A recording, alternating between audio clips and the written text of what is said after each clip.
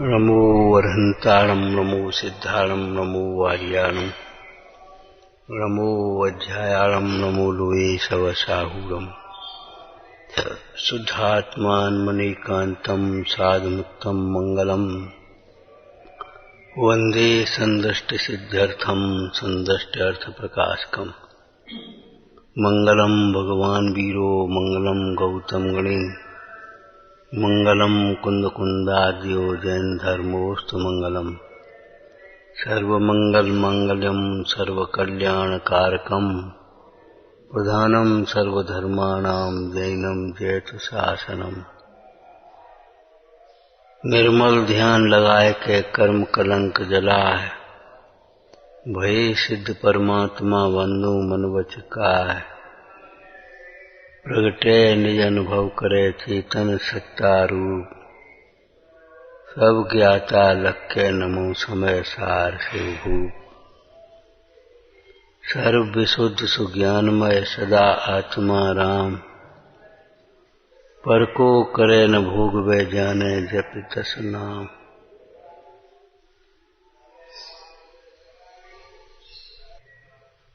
करो नहीं कल्पना असंभव अब यथार्थ स्वीकार करो। असंभव कल्पना क्या होती है? असंभव कल्पना ज्ञान सर्व समाधान कारक है। अज्ञान में किसी भी समस्या का समाधान संभव नहीं है। अज्ञानी समस्याओं को उलझाता है, सुलझा नहीं सकता, उसकी ताकत नहीं। अज्ञान में समाधान नहीं होता, कसायों से समाधान नहीं होता। ज्ञान सर्व समाधान कारक है। तो ज्ञान का जो विषय है वो भले स्व और पर हो, लेकिन ज्ञान स्वसन्मुख है। जब ज्ञान स्वसन्मुख है तो ज्ञान समाधान कर सकता है।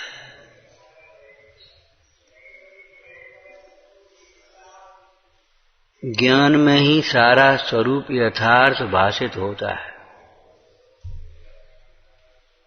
ज्ञान ही जानता है कि हम आत्मा है, अभिन्नपन है। अज्ञानी को लगता ही नहीं है मैं आत्मा हूं। अज्ञानी को तो केवल शरीर अपना लगता है, संयोग अपने लगते हैं। इसलिए उनका सारा समय शक्ति बुद्धि शरीर संयोगों में भ्रमती रहती। इसलिए अज्ञानी का सुखी होना असंभव है। अज्ञानी का किसी समस्या का समाधान करना अज्ञानी के लिए असंभव समझो।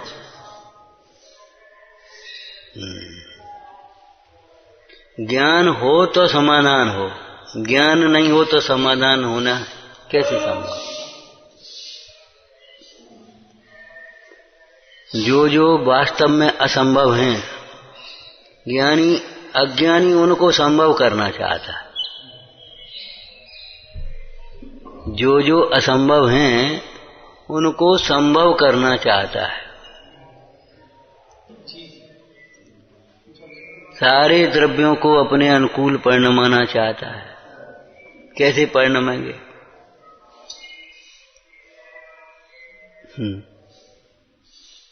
संयोग जुटा जुटा करके व्यवस्थाएं बनाना चाहता है। व्यवस्थाएं बना बना करके सुखी होना चाहता है। कैसे संभव? सम्यक ज्ञान के बिना वैराग्य का होना असंभव है। सम्यक ज्ञान के बिना कसायों की ज्वाला में जीव निरंतर ज्वलता रहता है। कभी अभिमान आया तो कभी दीनता आ गई, कभी क्रोध आया तो कभी लोभ आ गया, कभी रति हो गई, कभी अरति हो गई, कभी शोक हो गया, कभी भय हो गया, कभी जुगुप्सा हो गई। अब इनसे समाधान कैसे होगा?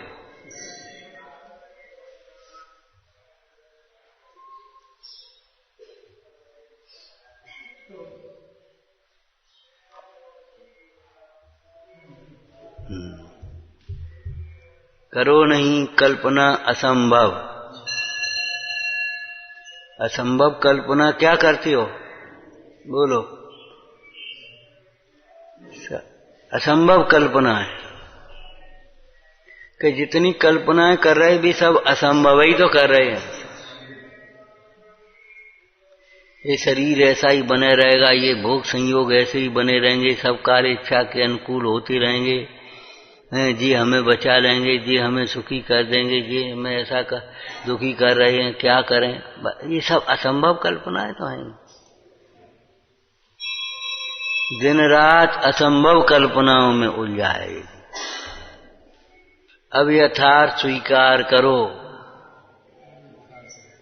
यथार्थ क्या है? अनादि निधन वस्तुएं भिन्न भिन्न अपनी अपनी मर्यादा लिए परिणमती हैं। कोई किसी के अधीन नहीं है, कोई किसी के परिणमाने से परिणमित नहीं होता। पर को अपने अनुकूल परिणमा करके सुखी होने की जो कल्पना है, वह मुर्दे को जिंदा मान करके सुखी होने की कल्पना के समान समझना चाहिए। कोई मुर्दा को जिंदा मान करके सुखी होना चाहे तो कैसे होगा? बोलो। कोई मुर्दा को जिंदा मानता होगा बलभद्र नारायण की तरह हैं? अरे हम भी तो मुर्दा को जिंदा मान रहे हैं।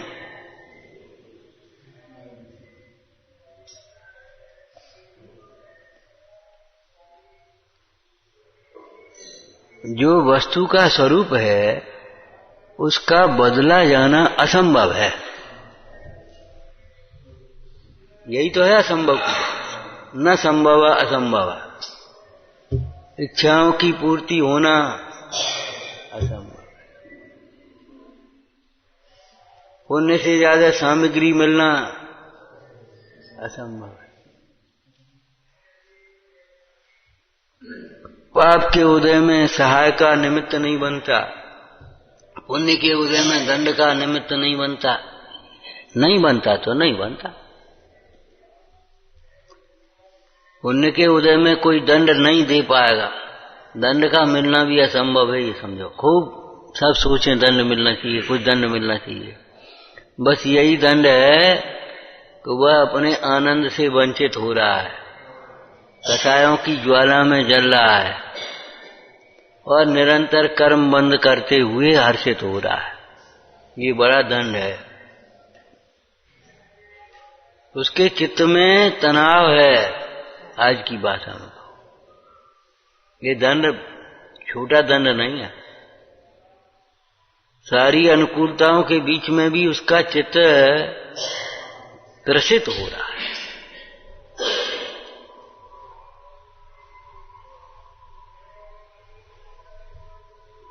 अर्ध पुद्गल परावर्तन से अधिक संसार है, तब तक सम्यक दर्शन का होना असंभव है।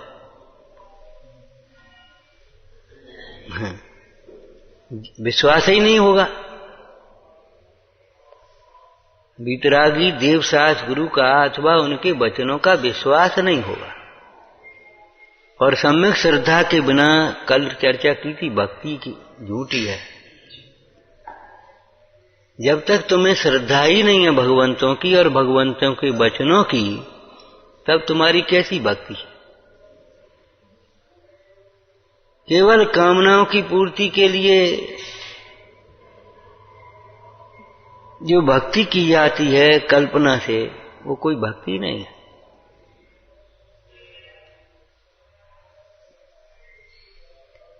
अनेकों उपादान कारण की योग्यता के बिना अनेकों निमित्त बन जाए तो भी उस कार्य को करना असंभव है। कार्य की योग्यता के बिना नहीं, तुम्हारी योग्यता के बिना नहीं था। दूसरा कुछ भी नहीं कर पाया है। अभिमानी को कुछ भी सिखा पाना असंभव है। कुछ भी नहीं सिखा पाएगा कोई।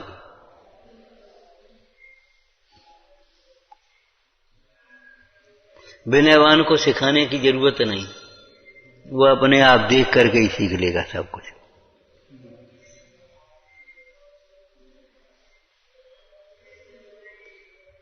अभिमानी को कुछ भी कोई नहीं सिखा पाएगा कहीं। सम्यक्त के बिना सम्यक्त के गुण होना असंभव है। व्यवहाराभासी निश्चयभासी की चर्चा में ये थोड़ी सी की थी हमने।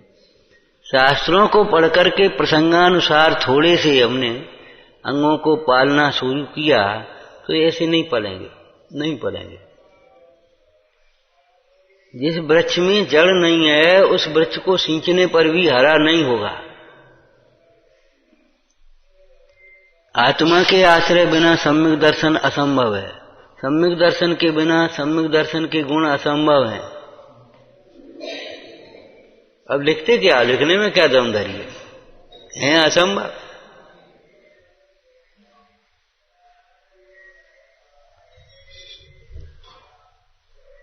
लिखने से क्या होगा? भयभीतपना क्यों रहता है, निशंकता क्यों नहीं रहती? ये चाह की इच्छाएं क्यों निरंतर बनी रहती? और चरणान योग में निर्वांछक अंग में जो वांछा शब्द का अर्थ है क्या है? विषयों की आकांक्षा होना। मोक्ष की वांछा को वांछा नहीं कहा है, रत्नत्रय की वांछा को वांछा नहीं कहा है चरणान योग में। विषयों की वांछा को वांछा कहा है। देखा देखी मोक्ष को उत्तम कहता है, वांछा संसार की रहती है, विषयों की रहती है। हमें कुछ नहीं चाहिए, हमें तो अपनी कल्याण करना है। और वांछा मान प्रतिष्ठा की रहती है, भोग संयोगों की रहती है, भीतर बनी रहती है।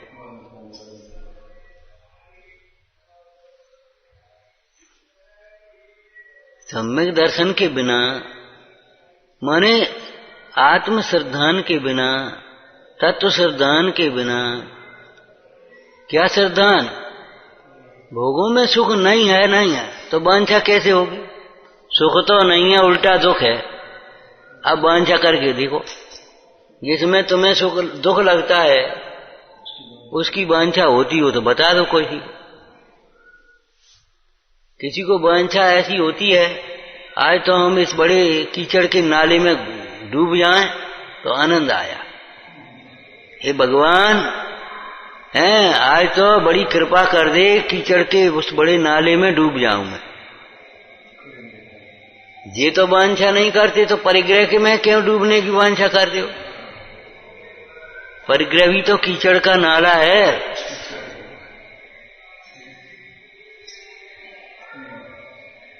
जब रोग वृद्धि की वांछा नहीं करते, भगवान हमारा रोग बढ़ा दे, तो राग वृद्धि की वांछा क्यों करते? ये बता।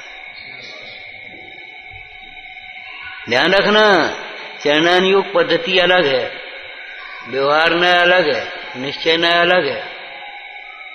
जैसे विषयों की वांछा को वांछा कहते हैं, मोक्ष की वांछा, रत्नत्रय की वांछा को वांछा नहीं कहते।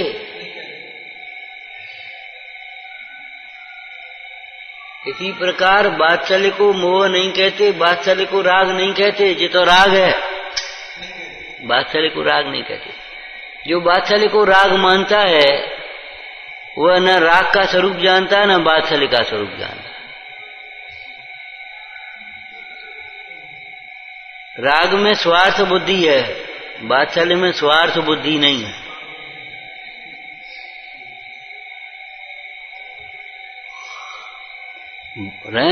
वात्सल्य में निष्प्रहता वर्त रही है अंतर।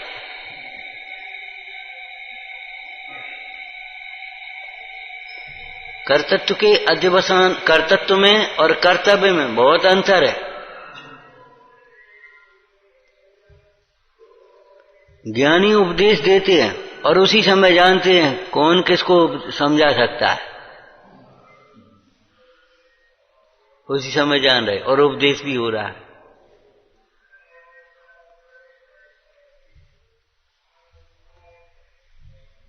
असंभव राग द्वेष विमोहानाम ज्ञानो यद असंभव।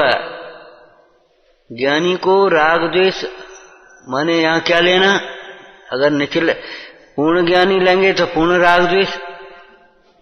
वीतरागी की तुम कितनी भी भक्ति करो उनको राग उत्पन्न नहीं होगा। कोई कितनी ही निंदा करे, मंदिर तोड़े, मूर्ति तोड़े, तोड़ी तो मुगल कालीन में मंदिर मूर्ति तोड़े कि नहीं, शास्त्र जलाए, द्वेष नहीं हुआ।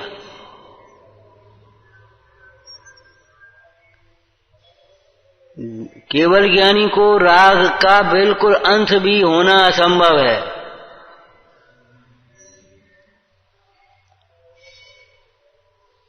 और ज्ञानी जीवों को अविरत सम्यक दृष्टि से लेकर के ज्ञानी संज्ञा है।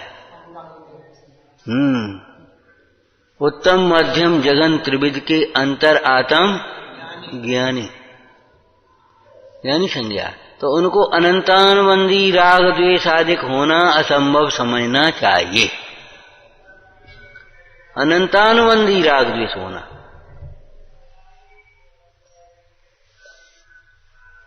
देखो अविरति दशा में थे भरत चक्रवर्ती, और तो भी युद्ध करने भी गए, लौट के आए ऐसे ढीले से, कोई उत्साह नहीं, कोई उमंग नहीं, कोई अभिमान नहीं। माता ने पूछा क्यों?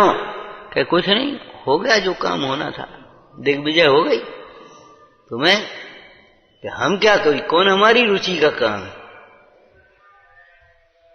दिग्विजय हो गई। क्या लाइन लिखी है वहां पर?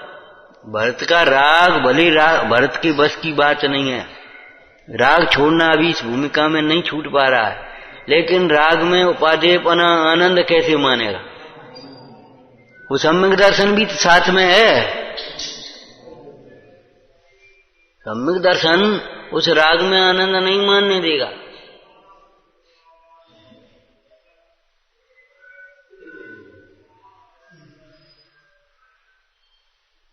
तो ये समझना ये असंभव कल्पनाएं हैं। सारी व्यवस्था अपनी अनुकूल बन जाए तो मैं सुखी हो जाऊं, ये असंभव कल्पना है। पुण्य से ज्यादा सामग्री मिल जाए, ये असंभव कल्पनाएं हैं।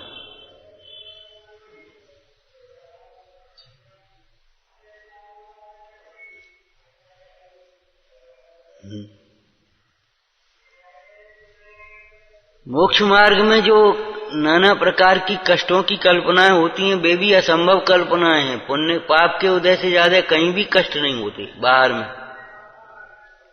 प्रतिकूल पाप के उदय से ज्यादा प्रतिकूलताएं कहीं भी नहीं आती, किसी को नहीं आती।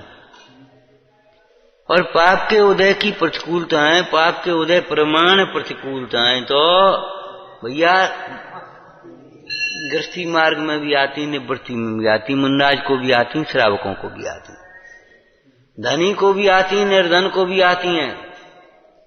कोई कल्पना कर सकता है राम के जीवन में कैसी कैसी उतार चढ़ाव आए?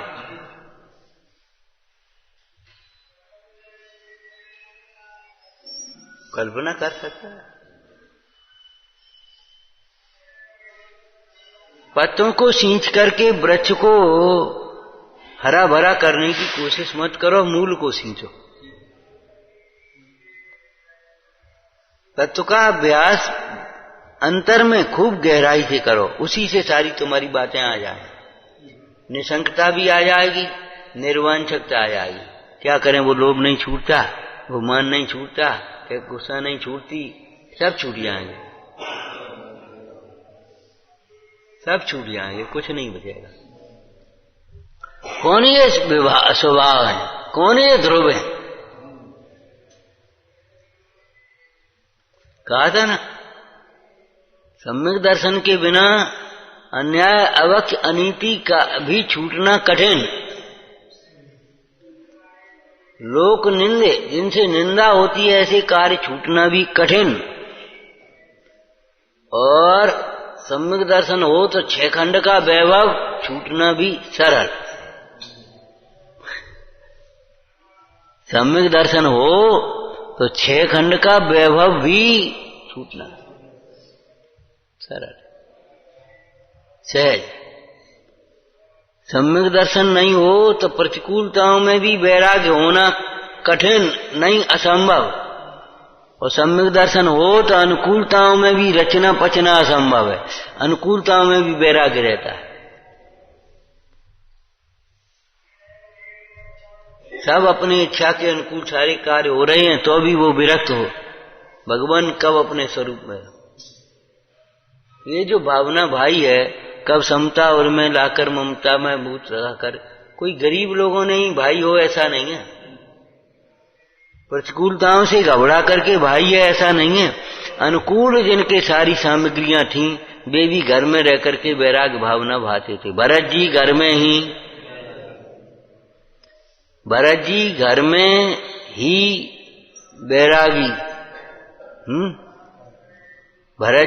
में भी बैरागी, घर में भी बैरागी, घर में भी बैरागी।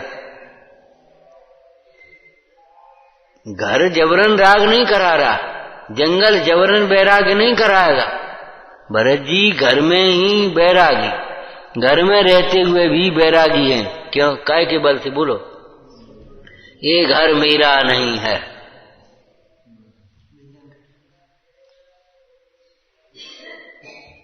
घर माने समस्त परिग्रह।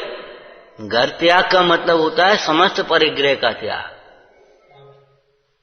गृह त्याग प्रतिमा कौन सी में होती है? 11वीं प्रतिमा है। फिर जाकर के 7 जनों के संग में रहता है, फिर घर में नहीं रहेगा। 10वीं तक घर में रह सकता है। गृह त्याग का मतलब ये है समस्त परिग्रह का त्याग। घर में ही बैरागी का मतलब है घर में रहते हुए भी, घर में किंचित मात्र भी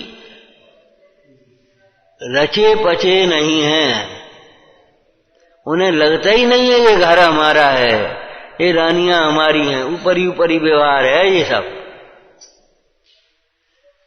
मायाचारी नहीं है वहां, लेकिन ऊपरी ऊपरी व्यवहार है।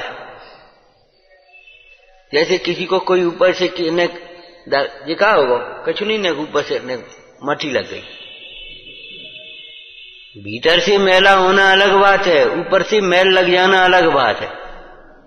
भीतर से मैल लगेगा होगा तो उसका साफ नहीं हो पाएगा, और ऊपर नेक मैल लग गया सो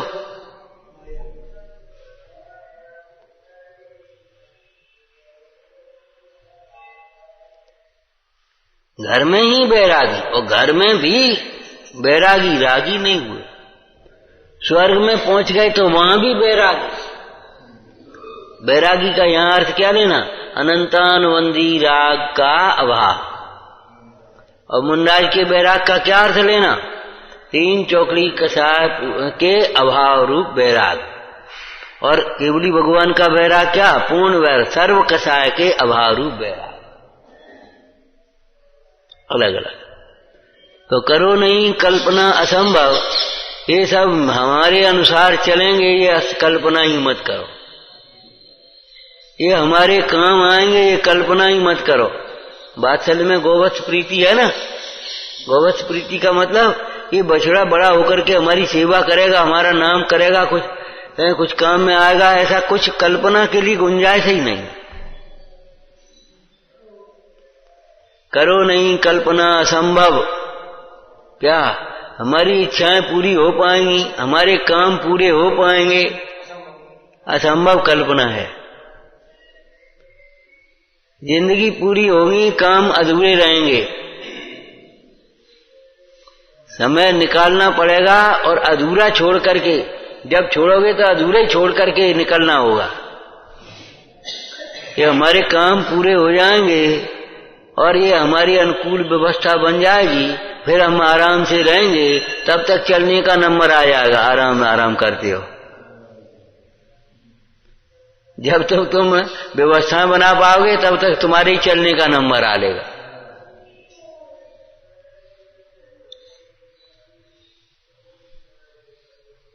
कोई हमारा दुख बांटेगा, कोई हमें सुख देगा, ये असंभव कल्पना है। कोई हमारा दुख बांट देगा,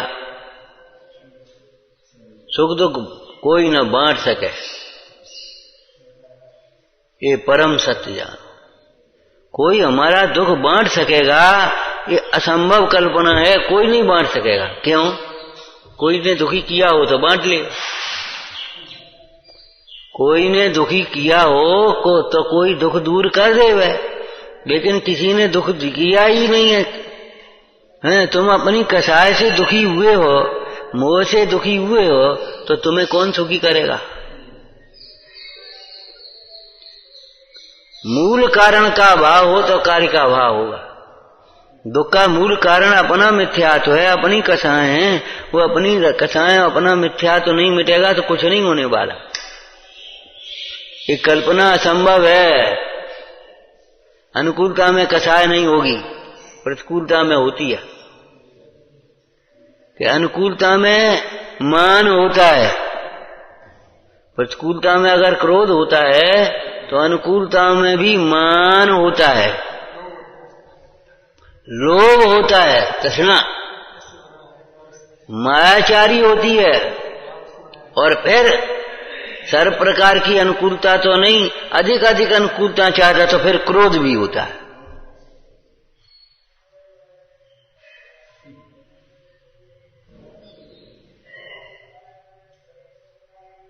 ये असंभव कल्पना है। कितनी असंभव कल्पना है, विचार करना बैठ करके कि जितनी भी कल्पनाएं कर रहे हैं, यदि हम आगम के अनुसार विचार कर रहे हों तो यथार्थ है। और आगम से विपरीत जितनी भी हम विचार चल रहे हैं वे सब असंभव कल्पनाएं हैं। रावण की असंभव कल्पना थी। असंभव कल्पना मेरे वैभव को देखेगी तो सीता मेरे अनुकूल हो जाएगी। श्रीपाल समुद्र में गिर जाएगा तो रैन मजूसा मुझे मिल जाएगी।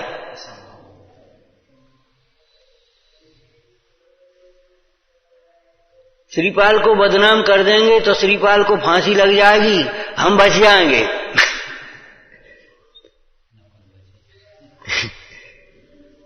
किसी के बदनाम करने से बदनाम होता है, किसी को फांसी लगाने से फांसी लगती है।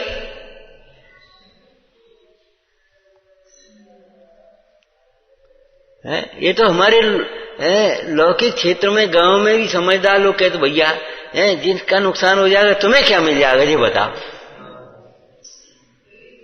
ये मर जाए तो तुम्हें इसकी जायदाद तो मिलनी नहीं है। वो एक दृष्टांत पढ़ा है तुमने एकांकी में। एक विधवा महिला राज्यमंत्री थी। विधवा महिला एक दिन एक ज्योतिषी निकल पड़ा, सो वहां आया, बोले भाई इस राज्य की बागडोर अब विधवा महिला के हाथ में आनी है।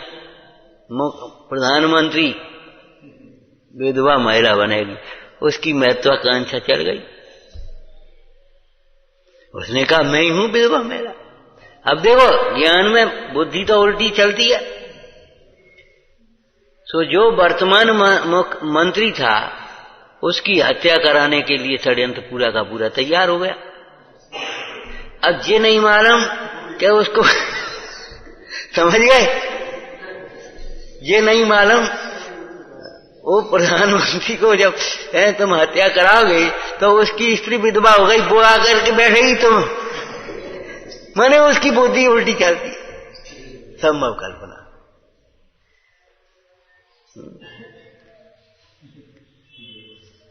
उनकी हत्या के लिए षड्यंत्र हो गया है। वो अपने धार्मिक विचारों के थे, पुजारी साधु संतों पर विश्वास रखते थे। उन्होंने वो साधु को भेज दिया, जाकर के गोली मारी उसने और बंगड़ी पर मार दिया। बस वहां जाकर के फिर पकड़ा गया। सो उसने वो पकड़ा, सब सारा षड्यंत्र खुल गया पूरा का पूरा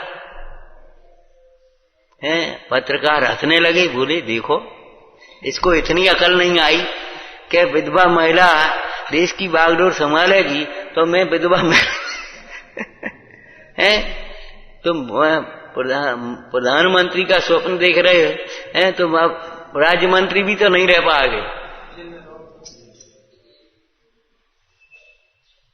माने दूसरे को नीचा गिरा करके हम ऊंचे उठ सकते हैं, दूसरों का नुकसान करके हमारा लाभ हो सकता है, दूसरों का बुरा करके हम अपना भला कर सकते हैं।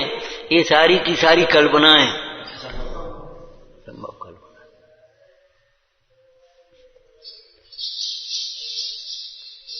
व्यवहारिक जीवन में व्यवहार न ऐसे देखना।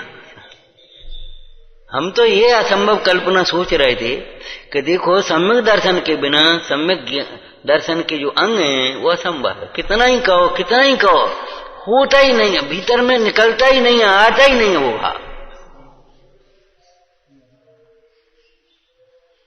सही बात है, सम्यक दर्शन के बिना सम्यक दर्शन के अंग कहां से आएंगे, कहां से निष्पन्नता आएगी, कहां से निर्विचिकित्सा आएगी, कहां से अमूर्तता आएगी। झट चाहे किसी की बातों में अभी आ जाओगे,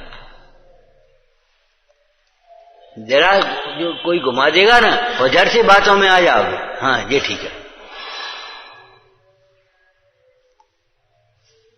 झट से दूसरे की निंदा करने लगोगे, प्रशंसा करने लगोगे अपनी उनकी, हाँ, और वो दो बातें कहेगा और तुमसे ही उगलवाना चाहता है और फिर तुम्हें ही बदनाम करेगा।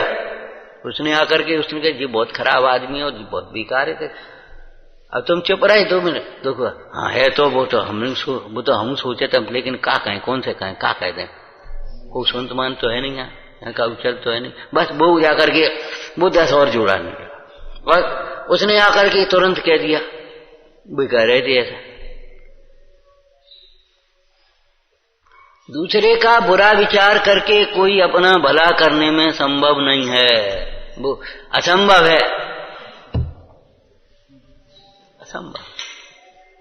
सम्यक दर्शन के बिना चित्रम, तब तो लिखा चित्रम किमत्र। आश्चर्य क्या है इसमें? हे भगवान, आपका चित्र चलायमान नहीं होता देवांगनाओं के माध्यम से भी चलायमान नहीं होता, ये हम कह रहे हैं, इस स्तोत्र में नहीं लिखा है, इस स्तोत्र में तो कुछ और लिखा है।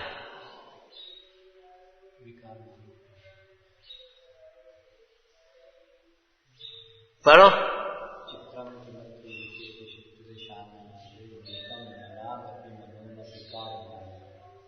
नीतम, नीतम माने क्या होता है, हैं? तो फिर क्या तुम प्राप्त कैसे बोल रहे? यही तो हम कह रहे, और क्या कह रहे भैया? नीतम, हाँ क्या है? मनाकपि, हाँ हाँ बोलो। चित्रम किमत्र यत्ते तीर्थांगनाभिर्नीतम मनो न विकार मार्गम, हाँ कल्पांत काल मरता चलता चले न किम मंदरादि शिखरम चलतम कदाचित। हाँ बोलो, चलो दृष्टांत से सिद्धांत, चलो जल्दी बोलो, टाइम हो गया। जैसे प्रलय काल के पवन के चलने से, हाँ अरे सुमेरु पर्वत की चोटी भी चलायमान नहीं होती, हलती नहीं है वहां भैया, वो तो चिगा ही नहीं रही, उठ नहीं रही बात अलग है, चिगा ही नहीं रही है। जब स्वयं क्या नाम उसने शुभचंद्र और भरतरी ने गाड़ दी वो खम्भ, वे अब वो हले ही नहीं, उखाड़ने की बात कहां थी, हल ही नहीं रही, चिगा ही नहीं रही। सुमेरु की चोटी भी चलायमान नहीं होती, मन दिव्यांगनाओं के सामने आने पर भी तुम्हारा चित्त, हे भगवान आपका चित्त विकार के मार्ग के सन्मुख नहीं होता। क्या मतलब विकार के मार्ग का सन्मुख माने क्या? विकार के मार्ग का सन्मुख होना क्या अर्थ है? बहुत सुंदर है, बस हो गई, तुम मर गए, तुम चला गया विकार, अब होए बिना नहीं रहेगा। क्या सुंदर रूप है ओ, ये है विकार के मार्ग सन्मुख होना, विपरीत कल्पना होना, सुख की कल्पना होना, सुंदर की कल्पना होना विकार मार्ग के धर्म होना। रावण को यही तो लग जाएगा, ओ ऐसा रूप कहां होगा, इसके बिना तो हमारा रनवास सुना है। विकार नहीं, अभी विकार, विकार माने मैं इसे भोगूं प्राप्त करूं, ये तो बाहर की बात है। क्या सुंदर रूप है,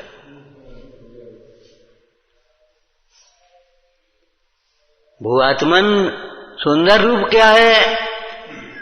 रूप में सुंदर और असुंदरता नहीं होती, रूप रूप है, सुंदर असुंदर क्या होता है। चलो दूसरी बात, अगर सुंदर भी कहें तो ये सुंदर परिणामों का फल है। क्या सुंदर रूप है, कैसे सुंदर परिणाम किए होंगे तब ये सुंदर रूप मिला है। क्यों? नंबर 2 बोलो, कैसे सुंदर परिणाम? क्या सुंदर परिणाम? जिन रूप को निहारा होगा, है मुनि रूप को देख करके भक्ति सेवा की हो, भक्ते सुंदर रूपम, हैं जिन पंच परमेष्ठी भगवंतों की भक्ति की होगी बड़ी, और कुरूप के प्रति घृणा नहीं की होगी, उनकी सेवा शुश्रूषा की होगी, बात्सल्य रखा होगा कुरूप देख करके, उसे ये सुंदर रूप मिला है।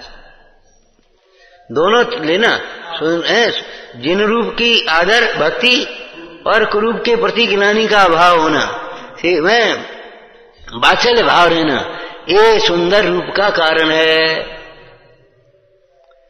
तीसरा नंबर बोलो, क्या सुंदर है? सुंदर तो वह रूप है जिसमें वीतरागता झलक रही है। क्या सुंदर रूप है? सुंदर रूप तो ये है निर्गंथ रूप। सुंदर रूप कौन सा सुंदर रूप है? हैं? कैसी सुंदर जिन प्रतिमा है? सुंदर रूप तो ये है जिसकी दृष्टि अपनी ओर है, नासाग दृष्टि, हाथ पे हाथ धरे, ध्यान मुद्रा वह सुंदर है। विश्व में दूसरी कोई मुद्रा सुंदर नहीं है, कोई श्रृंगार सुंदर नहीं है, निर्गंथता सुंदर है। कोई वस्त्राभूषण सुंदर नहीं है, निर्गंथता सुंदर है। क्या सुंदर? और सुंदर ही देखना है तो देखो, तीर्थंकर को देखने के लिए कौन आज अतिशय रूप होता है उनका, बचपन में भी शरीर का।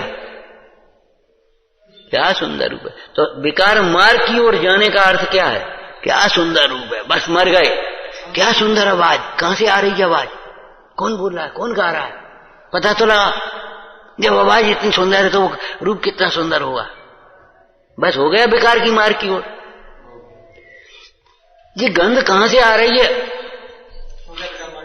विकार के मार्ग की ओर से। विकार के मार्ग की ओर जाने का अर्थ समझ में आया?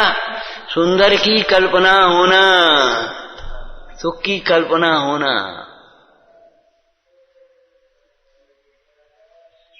और मेरे वैभव से, मेरे रूप से, मेरे नाना प्रकार से देखने वो सामने वाला मुझे मिल जाएगा, असंभव कल्पना है। रावण क्या सोच रहा था? अभी तो ठीक है, जब लंका में जाएगी, मेरा वैभव देखेगी, मेरा विद्याधर ये सब देखेगी तो अपने आप मेरे अनुकूल हो जाएगी। ये तो मेरा नियम है, वो भी जानता था कि अगर ये अनुकूल नहीं होगी तो मैं इसे नहीं अंगीकार करूंगा। लेकिन कौन स्त्री होगी? नियम लेते समय सोचा, कौन स्त्री होगी जो मेरा रूप और मेरा वैभव देख करके मेरे अनुकूल नहीं होगी? अरे कोई शीलवान स्त्री तेरे रूप को देखकर तेरे अनुकूल नहीं होगी, सुन ले, ये तेरी कल्पना खोटी है, असंभव। कोई शीलवान स्त्री रूप को देख करके आकर्षित नहीं होती। कोई सम्यक दृष्टि जीव चमत्कारों को देख करके आकर्षित नहीं होता। क्या कहा है? कोई जितेंद्रिय पुरुष है निर्गंथ देव परिग्रह को देख करके आकर्षित नहीं होता। ये भोग और परिग्रह उसी को आकर्षित कर सकते हैं जिसको अंतर में भगवंतों की भक्ति नहीं, स्वरूप की दृष्टि नहीं। जिनको भगवंतों की भक्ति स्वरूप की दृष्टि है, क्यों? चक्री इंद्रादिक के पद भी नहीं आकर्षित कर सकते, अखिल विश्व के रम्य भोग भी मोह नहीं उपजा सकते। निजानंद में तृप्तिमय ही होवे काल अनंत अहो। ध्रुवन पंथिव पदवी प्रगटे निश्चय ही भगवंत अहो। ओम नमः। असंभव कल्पना पर विचार करना, क्योंकि ये असंभव कल्पनाएं असंतोष की जड़ है, और असंतोष सब होते हुए भी दुखी है। विचारना। हे जिनवाणी भारती तो ही जपो दिन रैन, जो तेरी शरणा गए सो पावे सुख चैन। या वाणी के जानते सूझे लोकालो, तो वाणी में सदा जेत मुझ